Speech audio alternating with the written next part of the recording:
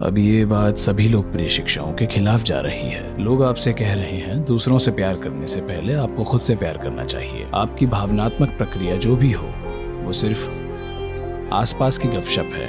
भावनाएं अच्छी हों तो उनका आनंद लें, पर उन पर विश्वास ना करें। आप खुद से थोड़ा प्यार करने लगे हैं तो आप स्किज़ोफ्रेनिक स्थिति की ओर बढ़ रहे हैं।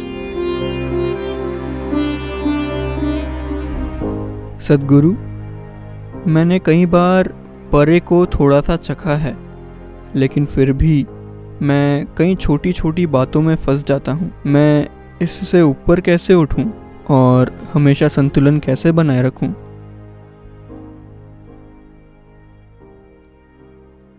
तो आपने परे का स्वाद चखा है, लेकिन छोटी छोटी बातें अभी भी आपको उलझाती हैं। तो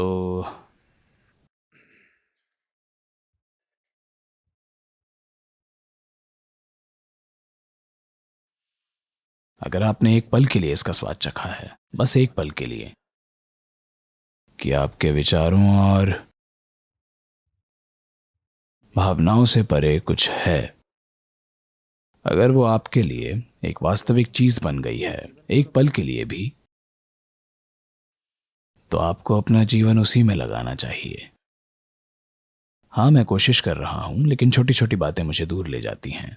So, you're little falling in love with yourself. That is why, even though the taste of the beyond is somewhere on your tongue, you still can get entangled. आप खुद से थोड़ा प्यार करने लगे हैं। भले ही परे का स्वाद भी आपकी जुबान पर है, फिर भी आप उलझ सकते हैं। आपका व्यक्तित्व थोड़ा फूल रहा है। आप खुद से थोड़ा सा प्यार करते हैं। क्या ये गलत है? गलत नहीं है, इसे पागलपन कहते हैं, क्योंकि प्यार एक कोशिश है, प्यार एक चाह है, किसी चीज को अपना एक हिस्सा बनाने की। प्यार एक प्रक्रिया है, प्यार एक संभावना है जिससे आप खुद से ज्यादा बन सकते हैं। आप शामिल करने की प्रक्रिया से खुद को विशाल बना सकते हैं। अब अगर आप खुद के ही प्रेम में डूबे रहते हैं, अब ये बात सभी लोकप्रिय शिक्षाओं के खिलाफ जा रही है। लोग आपसे कह रहे हैं दूसरों से प्यार करने से पहले आपको खुद से प्यार करना चाहिए। अगर आप खुद से प्यार नहीं कर सकते तो आप दूसरों से कैसे प्यार करेंगे?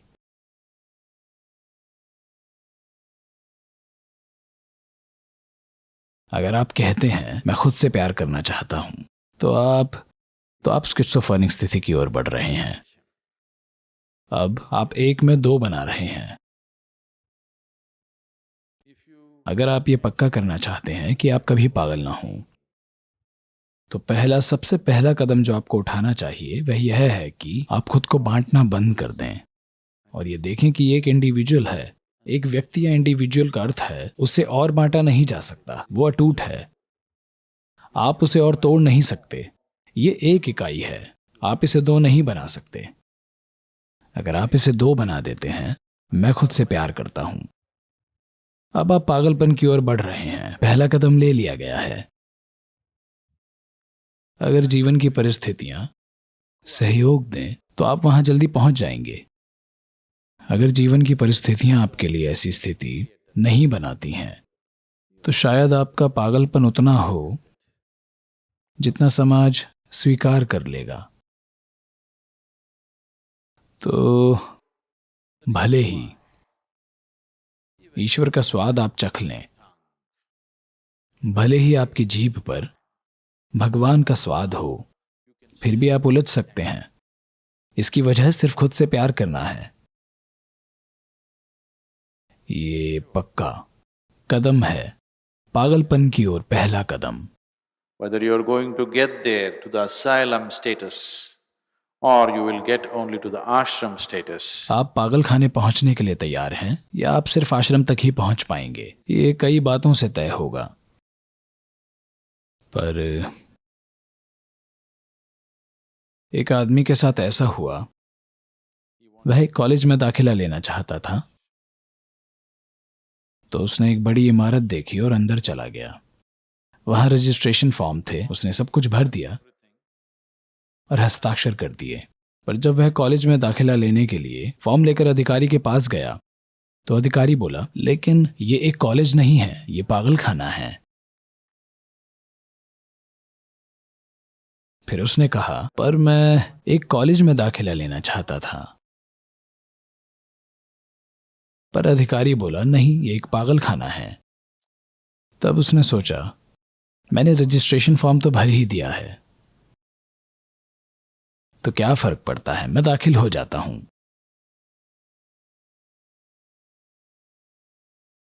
ज्यादा फर्क नहीं है, मैं पागल खाने में दाखिल हो जाऊंगा, क्या बहुत फर्क है। अधिकारी सहमत था, हाँ ज्यादा फर्क नहीं है, लेकिन एक फर्क है। क्या फर्क है? यहां जब तक आप सुधार नहीं दिखाएंगे, हम आपको बाहर नहीं जाने देंगे।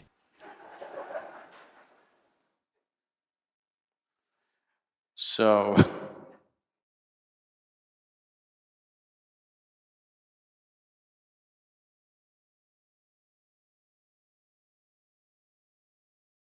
आश्रम सिर्फ एक संस्कृत शब्द है।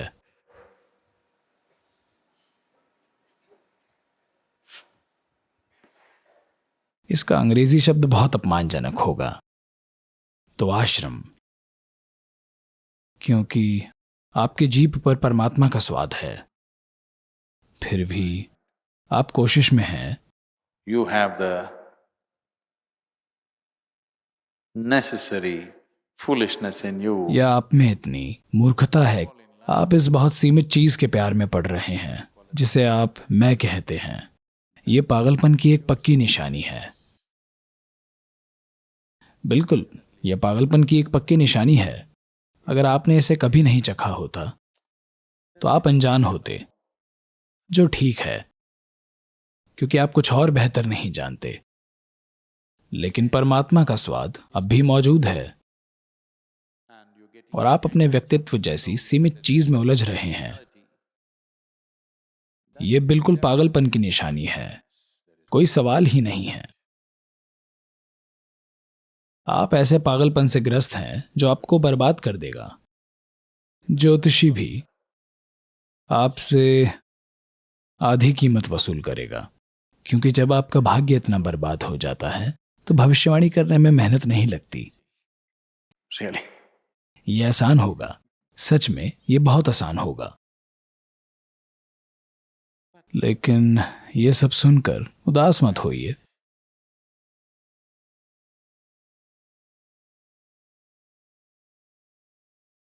मुझे आध्यात्मिक पथ पर आशावादी होना चाहिए या निराशावादी?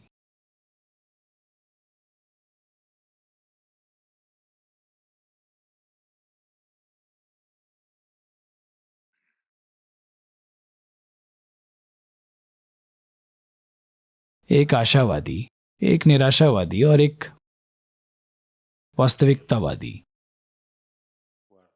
नाश्ते के लिए बैठे थे।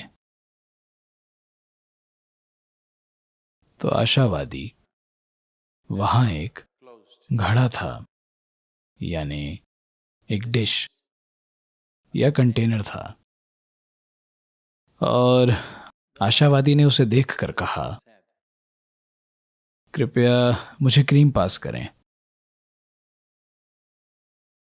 निराशावादी ने उस ओर देखकर कहा, कृपया मुझे दूध दें। फिर वास्तविकतावादी ने कहा, कृपया मुझे घड़ा दें।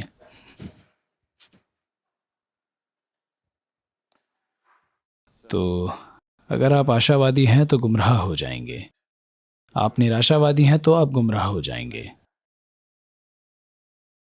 तो अब आप निराश होंगे, मैं आपको आशा दूंगा। जब आप आशावादी होंगे तो मैं आपको निराश कर दूंगा, क्योंकि मैं चाहता हूं आप वास्तविकतावादी बने, क्योंकि सिर्फ वह जो वास्तविकता से जुड़ा है विकसित हो सकता है।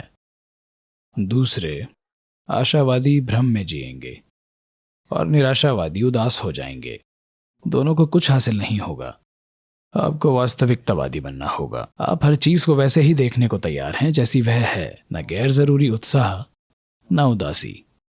आप वहीं रहें जहां आप हैं, ये सबसे महत्वपूर्ण है।